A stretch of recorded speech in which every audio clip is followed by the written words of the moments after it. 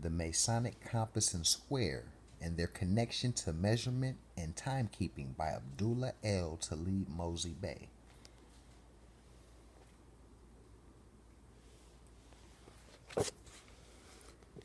Chapter 5. The astronomical origin and meaning of the 4th of July Independence Day celebration and its connections to the Egyptian calendar and the heliacal rising of Sirius, the blazing star. Laws of nature and nature's God.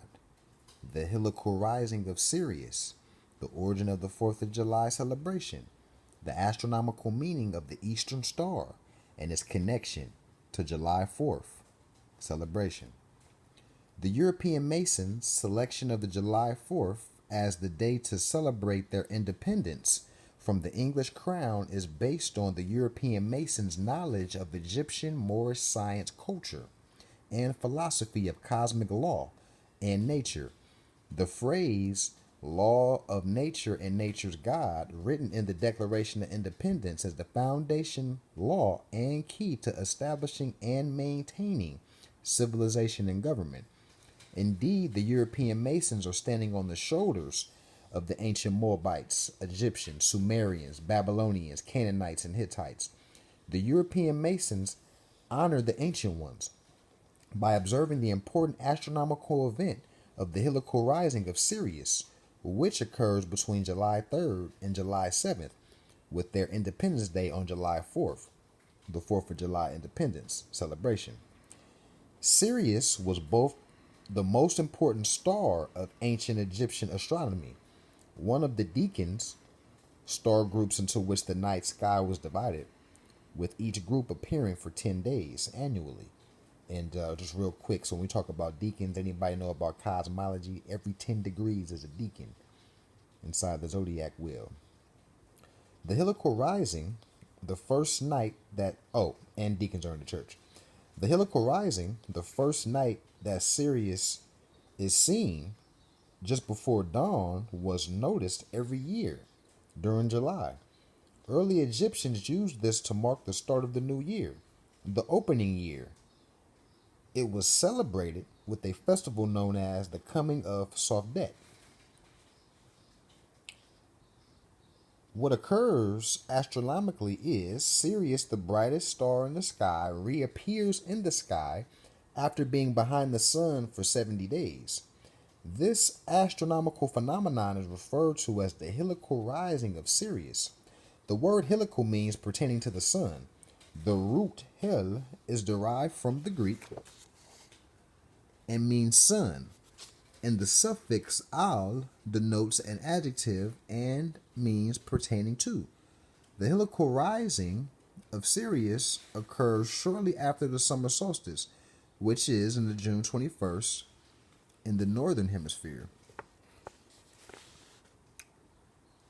The European Masons hold the summer solstice in high regard because it signals the near onset of annual floods, especially the flooding of the Nile River, which coincides with the heliacal rising of Sirius, which occurs between July 3rd and July 7th, when Sirius enters Cancer.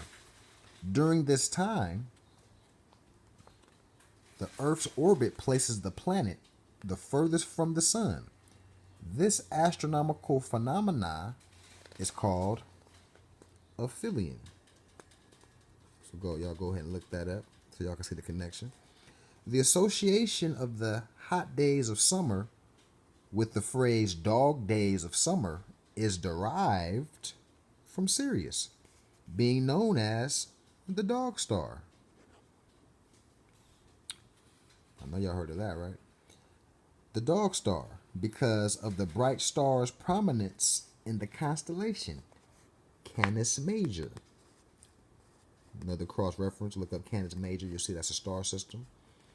Sirius is located to the south in the sky and east of Orion. The stars in Orion's belt appear to point towards Sirius. Sirius is associated with Aset, the goddess of the eastern horizon in the sky. Therefore, Sirius is referred to as the Eastern Star. The Greeks translated the Egyptian name Aset into the Greek variation Isis. The names of the women's secret orders known as the Order of the Eastern Stars and the Daughters of Isis are based in the astronomical event, the heliacal rising of Sirius. The star Sirius is personified as a Set or Isis, standing in a celestial boat with a five-pointed star over her head, and facing Osiris on the right, standing in this boat. Also, a Set Isis was depicted as a large dog, or shown in Rome riding side saddle on a large dog. So far, before we continue, we have the heliacal rising of Sirius, right? Happens July 4th. And when this occurs, the heliacal rising of Sirius, there's great floods. These floods fertilize the land. So let me continue. Both Coptic and Egypt have the same origin, and therefore are variations of the Greek Egyptos. Egyptos, Egypt, Coptic. Right? Then the further translations, right? Hatkapata, Temple of the Soul of Ptah. And for all our studied human beings on the planet, we know Ptah, they're dealing with ancient quote-unquote Egyptian philosophy on the primordial waters, or the generation, what causes life to come out of the waters, that generational factor. Right? So Hekupta, which would be more original than saying Egypt, right? And then if anybody run across this word, Shibboleth, is also used as a password in the modern Masonic lodges, which refers to Sibel. And Sibel,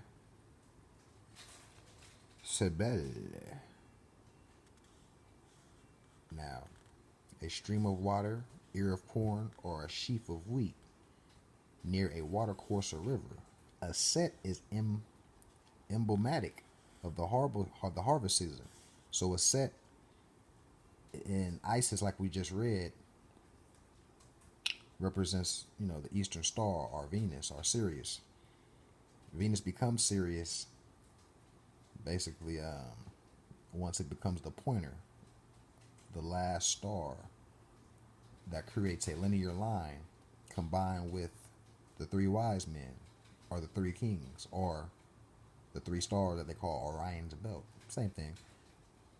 So at this part of the year, Orion's belt gets aligned with one more star, Sirius, and becomes in alignment. And this causes great floods. So now, these great floods create a harvest based on the soot from the water being raised up from the flood and pouring over into the land, creating fertilization. So that's the connection with that. The enriched soil from the Nile River brought forth the abundant harvest of Egyptian corn. The Greeks have preserved the ancient Egyptian knowledge of the harvest through Cybele, Ceres, and cereal. So the word cereal, as you'll see, is connected to that to the harvest. Or whenever you hear corn mentioned in the Bible, you notice how corn and Thanksgiving and all that is always connected with harvest and stuff like that. But certain planets got to be in alignment. And also, just FYI, when you're dealing with Venus or the Eastern Star, you're dealing with fertility, growth patterns, feminine energy, fertility. So let me continue. The Egyptians and Moors applied the knowledge of astronomy and geometry to divide the path along the ecliptic into 36 groups of stars, which rise about 40 minutes apart. The first heliacal rising of each decan are about 10 days apart. So whenever we talk about decans, they're talking about sets of 10. Typically 10 degrees in general. But right here it's 10 days apart. The Egyptians' year was divided into 36 weeks, with each week being 10 days long. Sirius, the eastern star.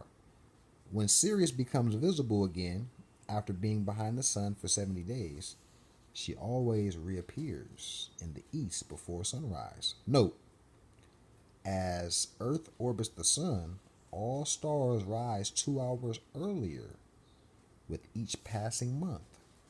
Note, in late August, Orion and Sirius can be viewed in the early morning sky. 3 brightest stars in Orion's belt always points to Sirius. Now here's the Twinkle Twinkle Little Star poem or whatnot. I'm not going to read that, but the origin of the Twinkle Twinkle Little Star that we all heard is corresponding to Venus, the dog star, a Set, Isis, Venus, all the same. Don't get caught up in the different names. Continuing. The dog-like head of Anubis, the jackal.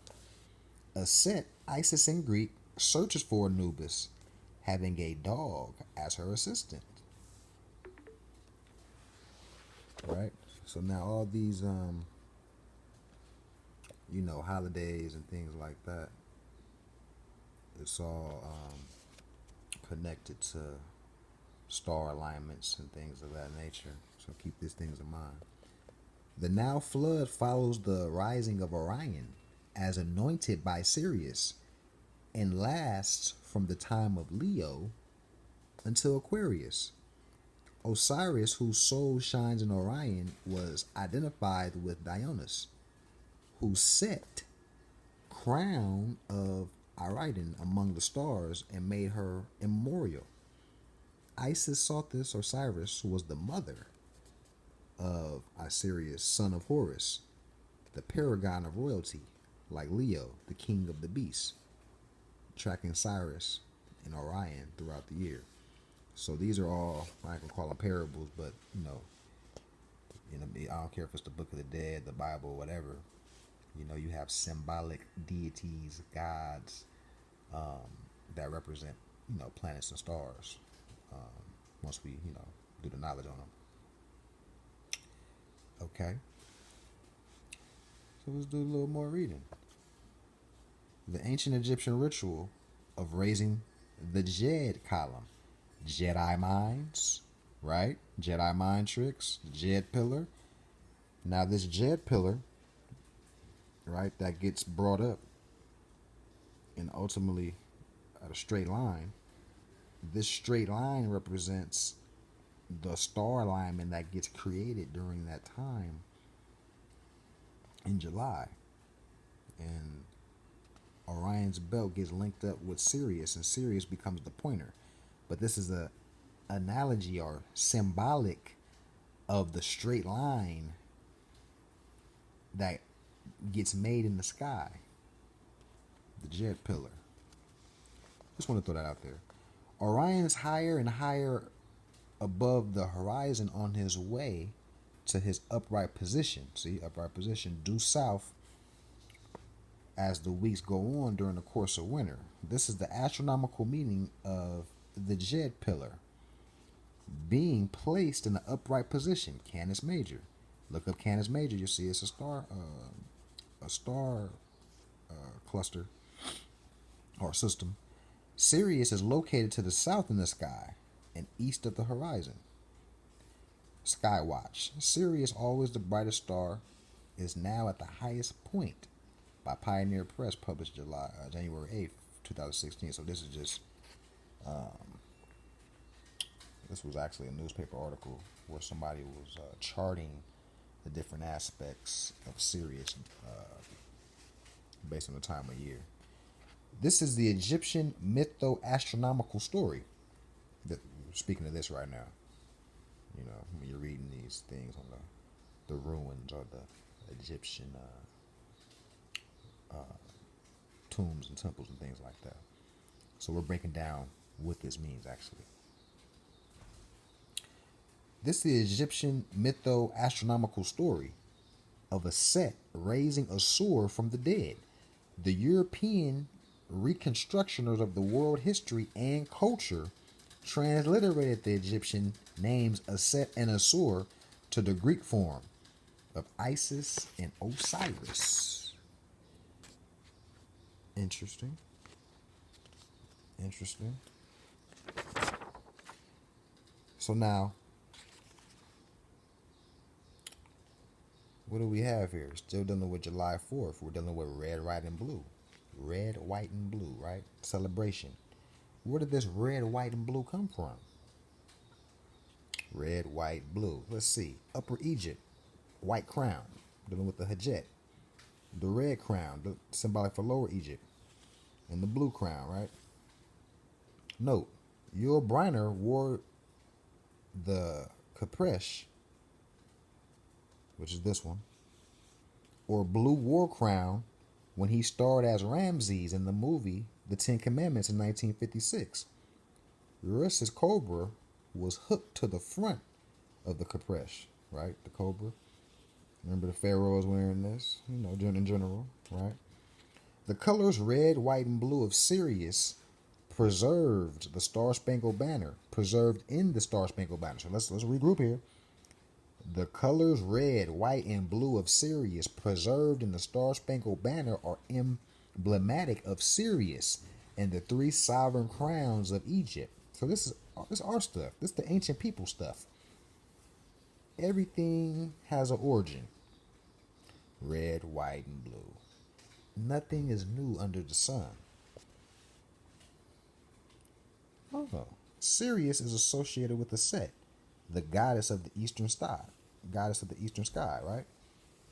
So this is symbolic of Venus, Sirius, Set, Isis, all the same thing, right? Right, the star over.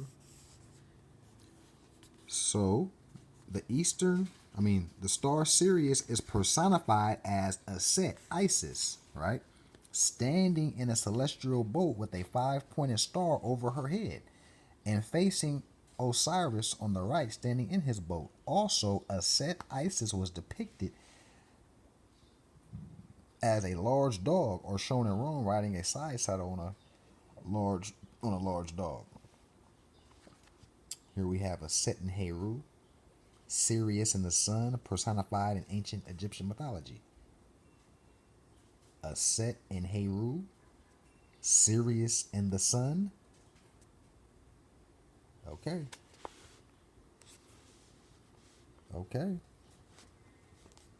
Sirius is personified as a Set, and the sun is personified as Heru in the ancient Egyptian mythology. This Egyptian symbolism preserves the astronomical knowledge of the Egyptian calendar, the heliacal rising of Sirius, and the annual renewal of life of the Nile Valley as a result of the highly fertile sediment of the Nile River being brought to the surface due to the heliacal rising of Sirius causing the flood of the river. Now let's rewind. The annual renewal of life of the Nile Valley was a result of the highly fertile sediment so now look, who don't know who sediment is? That's like sut. That's nutrition, food for the land.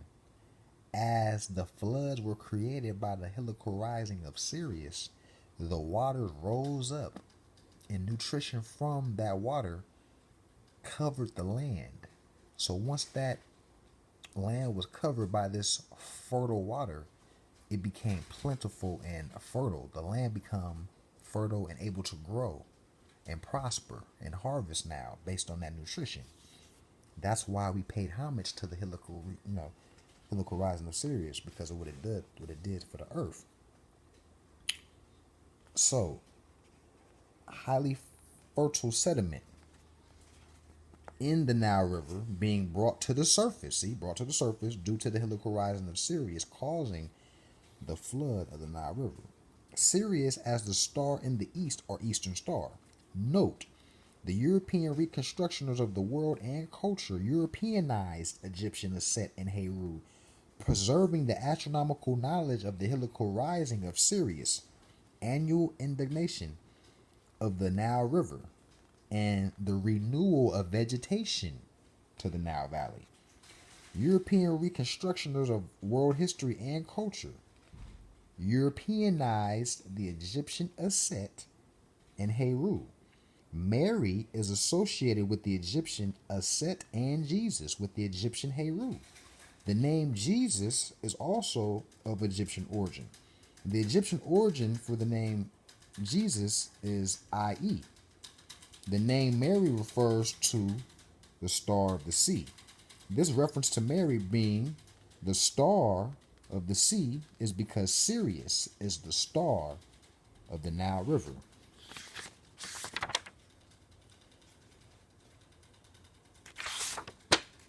I think I'm going to stop right there. I just wanted to break that down.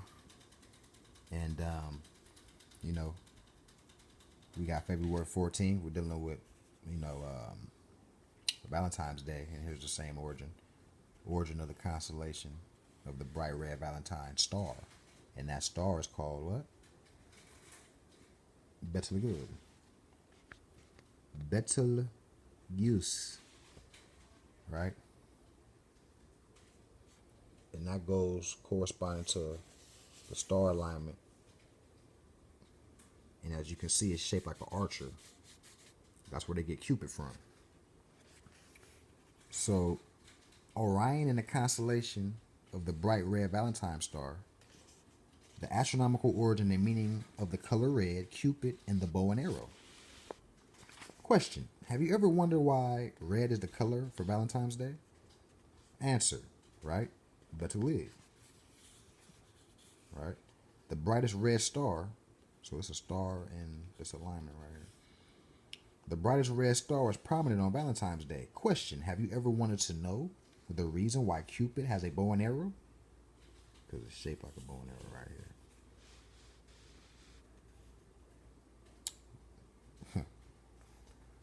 Have you ever wanted to know the reason why Cupid has a bow and arrow?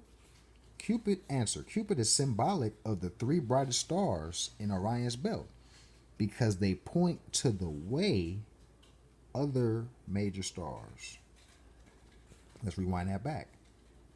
Have you ever wanted to know the reason why Cupid has a bow and arrow? Answer: Cupid is symbolic of the three brightest stars in Orion's belt because they point to what? What do they point to? They point the way to other major stars. Orion is known as the pointer or guider. Question: how are the three brightest stars in Orion's belt connected to the bright red star Betelgeuse? Right? The bright red star Betelgeuse. Answer: Betelgeuse is in the constellation of Orion's belt. Constellation of Orion's belt, right? Note, during summer, Sirius rises soon after the sun. The colors red, white, and blue of Sirius and the three Egyptian royal sovereign crowns. Now this is called reinforcement. How I'm just reinforcing what I read earlier, is so it can stay locked in your mind. Red, white, and blue have an astronomical connection to our eastern star, Sirius, as she shined with those colors at different times through the ages. Three of the Egyptian royal sovereign crowns, the Hajet, the white crown, the Desret, the red crown, and the Kepresh, the blue crown, preserve the astronomical knowledge of Sirius. So now we know the astronomical origin and meaning of the 4th of July Independence Day celebration and its connection to the Egyptian calendar and the heliacal rising of Sirius and the blazing star. Laws of nature and nature's God. So whenever you're thinking about holidays, Don't think it's just some made up, oh, it's a pagan holiday and all this stuff. And no, everything comes from the star alignment, which have a effect on the earth plane. And the original people of the planet, the Homo sapiens, the Sabians, the Moors, comprehended this fact and paid homage to this fact. Peace and love. Hope this was informative and enlightening. Islam.